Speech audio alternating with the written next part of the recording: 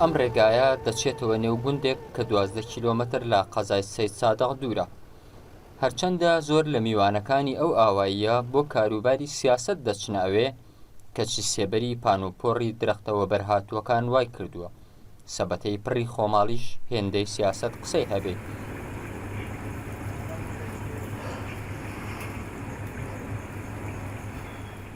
لەم گوندەدا 39 ساڵ لەوەبەر جوتیارێک هەبوو هیچ نێوبانگێشی نەبوو، بەڵام دوای ئەوەی لە جیاتی بێڵەکەی چەشێکی گرت بەدەستەوە و ڕێڕەوی ژیانی گۆڕی، ئێستا لە باشووری کوردستان قورسە کەسێک بدۆزیتەوە و ئەو نەناسێ. بۆ ئەوەی بگەڕێتەوە بۆ پیشەکەی خۆی، ناچارە هەندێک لە ڕۆژەکان لە ئۆتۆمبیلە مۆدێل بەرز و گرانبەهاکان بێتە خوارەوە و ئەو تراکتۆرە لێ بخوڕێ.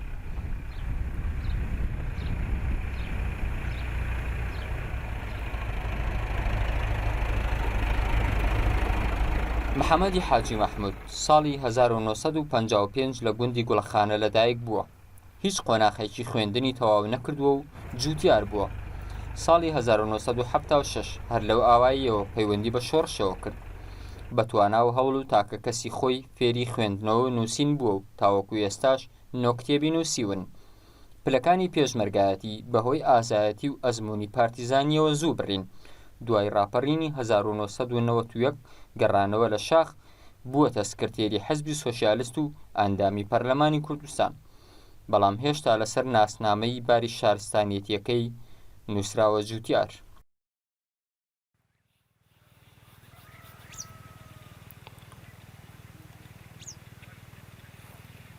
جوتیار بووم لە مناڵیوە لەم گوندە جوتیار بووم، کاری من جوتیاری بووە و دوای ئەوەش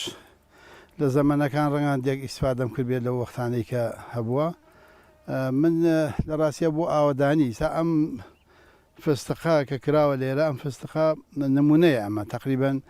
باخێکی 150 داریە، ئەم 150 نمامە کاتی خۆی، ئەمە 8 ساڵە ئیستا، ینی 8 ساڵە لە سەدا 60 بەری گرتووە، هێشتا ڕەنگە ساڵێکی تر 9 ساڵ بە 10 ساڵ بەری تەواوەگرێ، بەڵام هەمانە ئیسا مەتروبەمان کردووە کە ئەمە بەری گرت پێرار هی تازەمان کرد، ینی 500 بنی تازەمان کرد. 500 بنە تازەکە بە 3 ساڵ بەرەگرێت، چون ئەو مەتروبەیەکەن و وەمانی نەکەن. ئەمەیان بۆ نمونە کرد ماوتم با بزانم ئاو هەوای ئەم منتیقەیە شارە زۆر فستقی تێ ئەبێ یا تێ نابێت، دەرکە و فستق ئەبێ لە شارە زۆر. محەممەدی حاجی مەحموودی جوتیار کەمتر لە 2 مانگی دیکە لەم گۆلانەدا تەماتە و بیبەر و تەڕە دەبینێ و هەر بەدەستەکانی خۆی لێ دەکاتەوە. بەڵام ئەو پیاوە ڕەنگە بەشێکی ئەو شەتڵانەی وشک بوو بن کە 39 ساڵە لە نێو گۆلەکانی سیاسەتدا دەیان چەقێنێ. ئەوە کەوەری پار ساڵە هەر ماوەتەوە تەوەن هی پارە ساڵی پێشی ساوە کولەکەیە لەسەرەوەوانە، بەڵا ئەو کولەکەیە، ئەمە تورە، ئەمە کەوەری ئەم ساڵە، ئەوەی ئەولایەن جەرجیسە، ئەمە سڵقە، ئەوە لۆبیایە. ئەوانە هەرێکێک بۆ خۆی شتێکی هەیە، ئەنوایی مەسەلا میوەکان و ئانەمان لێرە هەیە. ئەمە هی بەردەست، ئەمە ینی هەمیشە ینی 4 فەسڵەکە ئەمانە هەیە لێرە. ئەمە هیسامە تقریبەن دوای ئەمە کە ئەمە تەواوە بێ بەڵێ ئەمە ئەکەین، ئەمە ئەکەین، هێشتا ئەم تەواو نە بۆ ئەم پێگات، ینی ئەمە بۆ ئەوەیە کە معدەل سەوزە و شت بەردەوام بێت. سەوزەکەیش هەمووی پاکە لێرە، ئەوە نانایە، ئەوانە ئەمە ئەنگی دنیای پیاڵن، ئەنگی دنیای ئەمانەوە لەو تەوابوون لایە بەرەکەی سەداقەری کە تەواوە بێ.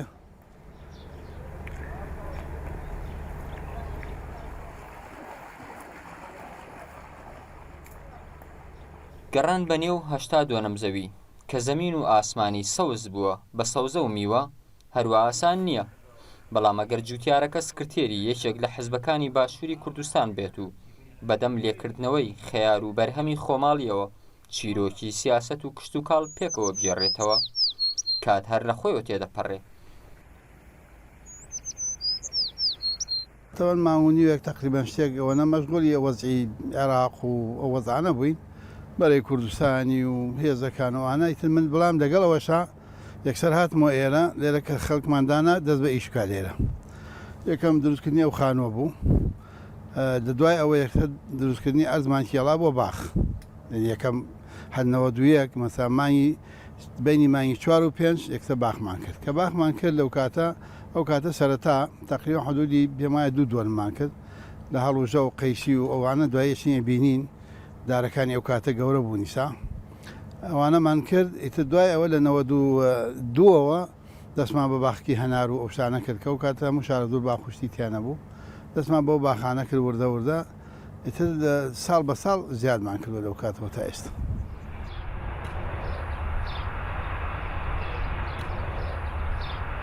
ئەو کاتە ئەوێکی زۆر هەبوو تا ساڵ 74 هەموو هەر ئەرزی گوڵەخانە مەگەر دنکەنکە بەشی خەڵکیان بدا هەموو ئەرزەکان زۆر بە زۆری ئەوان بوو لە 74 کە ئەرز تەوزیع لە هەفتا کە ئەرزەکان تەوزیع کرانی تر حیسەی خەڵجیا کرا بەرامان هەر لەگەڵەوەشە کۆمەڵە جێگان هەیە بەدەستەوە ماوە ئەرزی خۆیان بۆ ئەوان هێتر لە دوای 74 لە 75 کە شۆڕش هەرسیێنە لە 76 ئەو چووە دەرم ئیتر لە دوایەوە کاغعەلی برای زیاتر سەرپەرشتی ئەرز و ئاوشتەکانیەکردن ئەو خۆی لە جوتیاران بوو کە هەفتا لەبێن لە 70 بۆ 74 نوێنەری جوتیارانیش بوو ئەزمموی فەلاحەت هەر ئەوەیە هەموو کات لە پێش خۆیەوە فێرێ بێ خۆکات نەچۆ دەرسی لەسەر خوێنێ باو لە کوڕە فێرەوە بگیارە ئەو شێمە هەموو کوڕی فەلاحی خۆ من هیچ کەممانی نەکردو هەما بۆ خۆما ئەزممویەوە ساڵە 2 ساڵ فێری ئەزممویەوە بێ چی بکردوی ئەو کاتی زیاتر توتن و پەمووە کرا. لەو هەڵبژاردنانەی ساڵانی ڕابردوو لە کوردستان ئەنجام دران حزب ئالاشینەکە بەدەستی پڕ نەهاتە دەرەوە بەڵام ئەو کارەی لە ژێر ئاسمانی شینی گوندەکەی خۆیدا هەڵی بژارد بە پێچەوانەی پرسە سیاسیەکانەوە زوو وەڵامیدایەوە.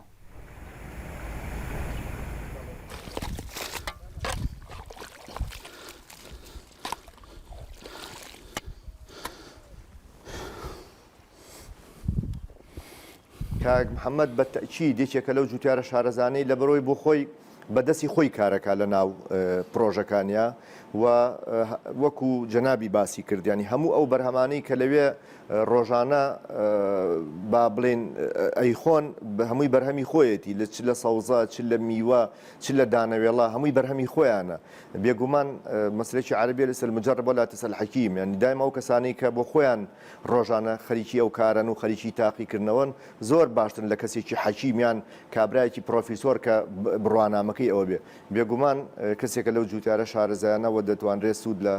ڕێنمایی و ئەزمونەکانی وەربگیرێت.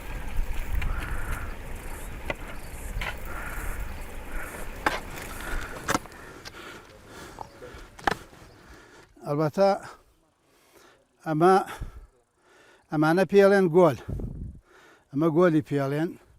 ئەمە تا خوارەوە ئەم ڕزە پێڵێن قەیەک قەت بە ئێمە بە ناوی قەت ئەم سێ و چوارقەوە پێڵێن ماکاوێک ناویان هەیە هەرکە بۆ خۆی ناوێکی خۆی هەیە.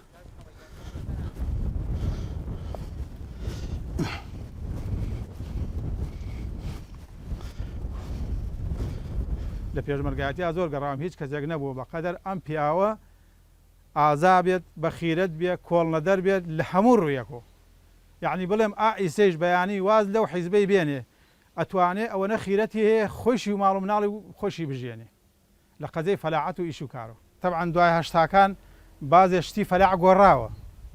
پێش هەشتاکان مەسەلا لە حەفتاکانە لەم وڵاتی ئێمە پەمووە کرا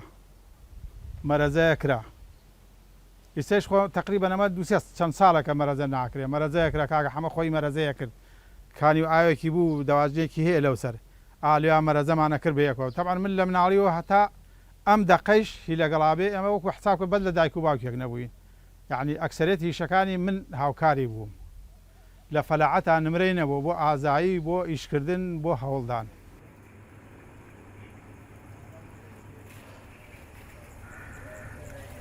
ئێمە لەو ڕوانگەوە کەوا کەس احتیمالی لەسەر خۆی بێ کە ئێمە ئیستا ئەگەر هەموو گوندەکانی کوردستان مەسەلا ناکرێتەوە لە لادێ بیت بچی ماست و دۆ لە شار بکڕی بێنیتەوە لادێ مەسەلا لە لادێ بێ بچی سەوزەی کورد لەم هەموو ئەرزوو ئاوە هەیە سەوزە لە ئێران و تورکیاوە بێت تەماتە لە سووریاوە بێت نازانم پەتاتە لە ئوردنەوە بێت ئاتە ئای و تەنانەت ئاوی خواردنی کە ئەمە هەموو ئەو ئاوە سازگارانی چاوگەکانی کوردستانمان هەیە زۆر جارە بینم ئاوی زمزم لە سعودیەوە دێ بۆ کوردستان هەنی ئەمانە لە ڕاستیان من بیرن لەوانە کردەوە هەم بۆ ئاوەدانی و هەم بۆ تەرجیعکردنی خەڵکی ئەو منتیقەش کەسێکە دێت ئەوێرە ئەبینێ ئەو ژڕات و عینی دارە چۆن ئێمە لەو ڕێگەی ناشومانە ئەو ژڕات بیری دەکاتەوە دارە نیە دەڕات باخەکە ئەنی تەرجیعکردنی خەڵکی منتیقەشە. سکرتێرە جوتیارەکەی باشووری کوردستان پێی وایە ئیدی دەخڵودان و باخەکەی دەتوانن یارمەتی بدەن بۆ ئەوەی حەزبەکەی باشتر کێخای چارەنووسی خۆی بێت و ئەو قەیرانە داراییە پاڵە پەستۆی زۆرتر نەخەنە سەری.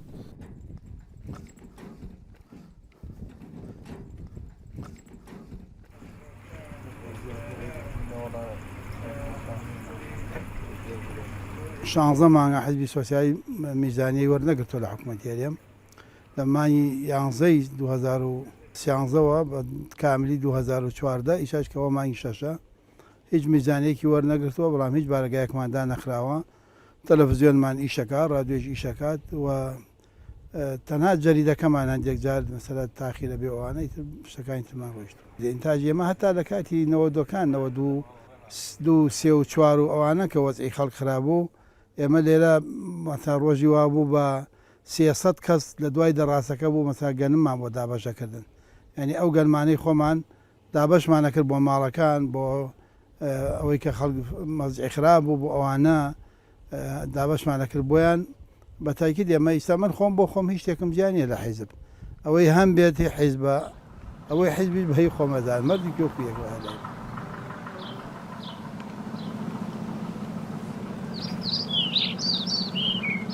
حەزبەی پیاوێکی ئازا بوو لە فەلاعەتە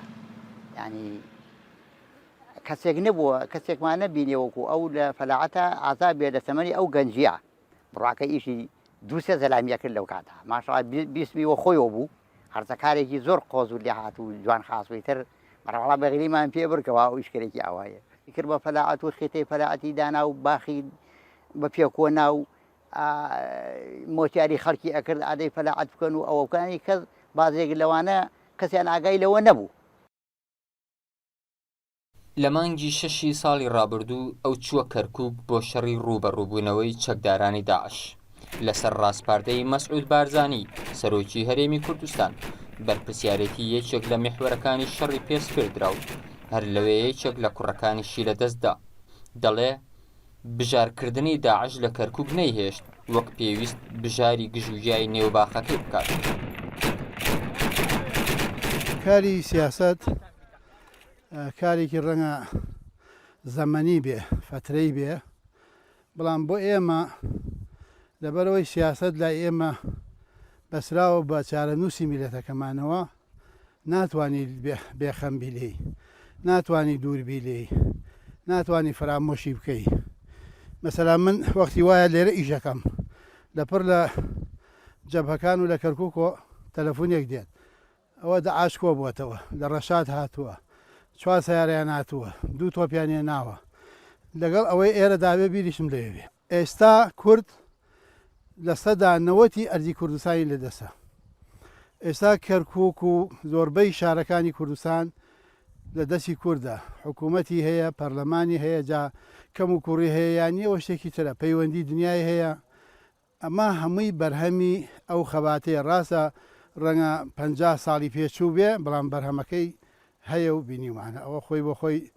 بەرهەمی سیاسەتەکە شوکو بەرهەمی ئەو تەماتە ڕەنگەم زووتر پێ بگا بەڵام زووتر تەواو بێ بەس ئەو درەنگتر پێگا بەڵام کۆتایی نایە.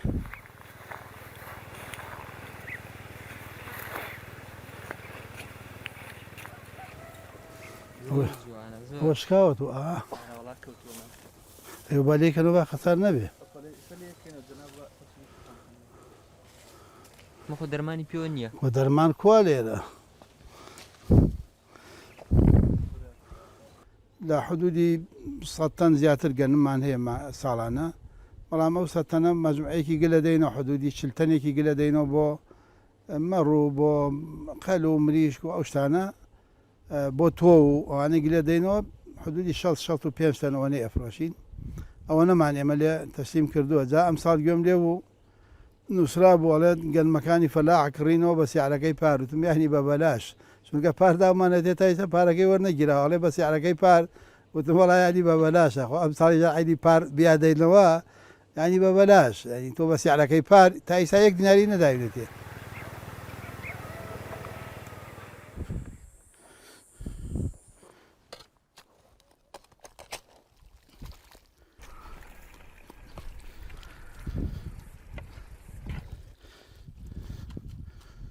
ئەمە پارساڵ زیادمان کردووە ناشومانە ئەنی هەر ساڵێک کۆمەڵێکە نێژین ئەوە قەلە و قازە و هەر بەرەڵان ناوینەکە بەڵێ هەمووی بەرەڵایە چوادەوری هینە تەلبەنە تەلبەنە بەڵێ ئەی کولانیان نییە دێنەوە خانوانە خۆیان دێنەوە ناو خانووەکە بەڵێ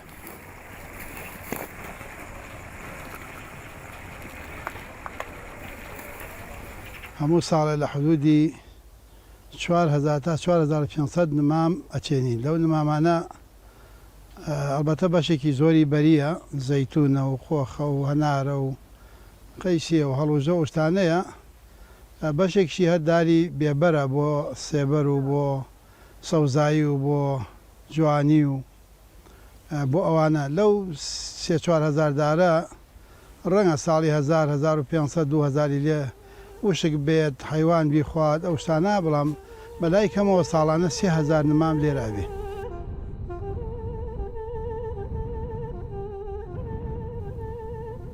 بەڵام لە وەرزی پێگەیشتنی بەرهەمەکاندا باخەوانە سیاسیەکە لەلایەک بە پڕبوونی سەبەتەکان دڵخۆشە و لەلایەکیش پڕگلەییە گلەیی لە دەرگا ئاوەڵاکانی حکوومەت بەڕووی بەرووبوومی بێگانەدا پێشەوە ڕۆن هەنار لە میسر و لە سووریاوە دێنن ئەماری یەکەن داێنێن کاتێکە مەسا هەندێک جار لە حکوومەت و هەندێک لە بڵێن سەرمایهدارەکان ڕێگەکەون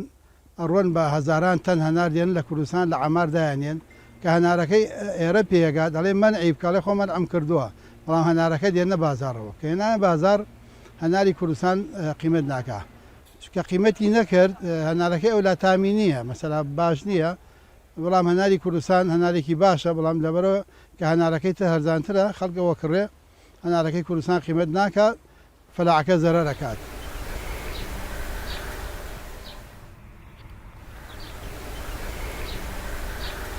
کۆمەڵێ با بڵێن ڕێنمایی و بەپی تەجروبەی خۆی باسی لەوە کرد کە ئێمە چۆن دەتوانین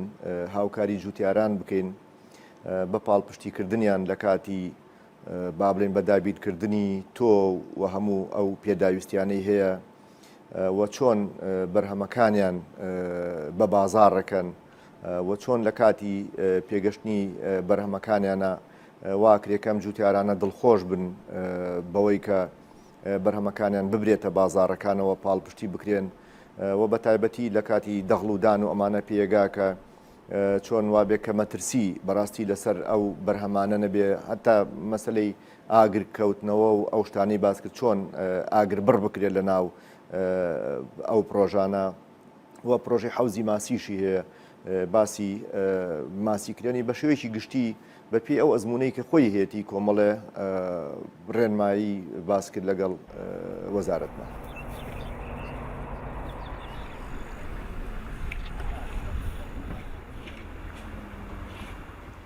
ماوەی 39 ساڵە محەممەدی حاجی مەحموود لە نێو پێشمەرگایەتی و سیاسەتدا قاڵبووتەوە ئەو یەکێکە لە سکرتێری حەزبەکانی باشووری کوردستان بەڵام ئەوەی ئەمڕۆ زۆر شانازی پێوە دەکات ئەوەیە کە هەچی لەسەر سفرەکەی دانراوە خۆماڵیە تەنانەت ئەو برنجەش کە ساڵەهایە عێراق و کوردستان بە پارەی نەوت دەیکڕن